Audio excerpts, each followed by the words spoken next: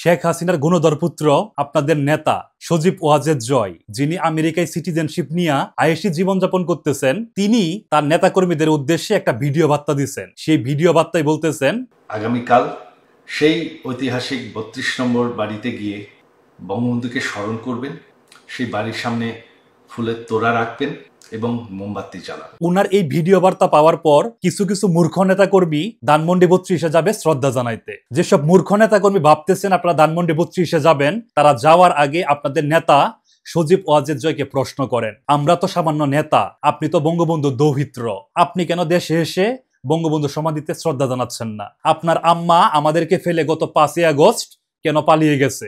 আপনি কেন আমাদেরকে বিপদে ফেলাইয়া আমেরিকা সিটিজেনশিপ নিছেন? আপনার নেতাকে আরো প্রশ্ন করেন, আপনার নিরাপত্তার জন্য যদি আপনি বাংলাদেশে আসতে না পারেন, তাহলে আমাদেরকে ধানমন্ডি ৩২-এর দিকে ঠেলে দিয়ে অনিরাপদ করতেছেন কেন? আপনার নেতাকে আশ্বাস দেন, আপনি দেশে আসেন, দেশে এসে যদি আপনাকে জেল খাটতে হয়, তাহলে আপনার সাথে আমরাও জেলে যাব।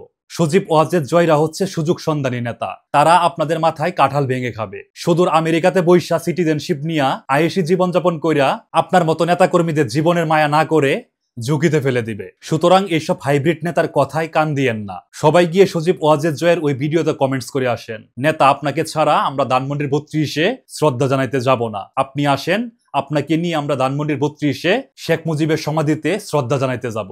আপনার নেতা যদি আপনাদের কথা শুনে আসে, তাহলে বুঝবেন তিনি সত্যিকারের নেতা, আর যদি না আসেন তাহলে বুঝে নিবেন তিনি সুসময়ের নেতা। এইসব নেতারা আপনাদের মাথায় কাঁঠাল ভেঙে খাবে এবং যখন বিপদ দেখবে তখন আপনাদেরকে ফেলে পালিয়ে যাবে। সিদ্ধান্ত আপনার। এসব সুযোগ সন্ধানী নেতাদের সঙ্গে থাকবেন নাকি নিজের বিবেককে জাগ্রত করে দেশ এবং জনগণের সঙ্গে থাকবেন? ধন্যবাদ সবাইকে।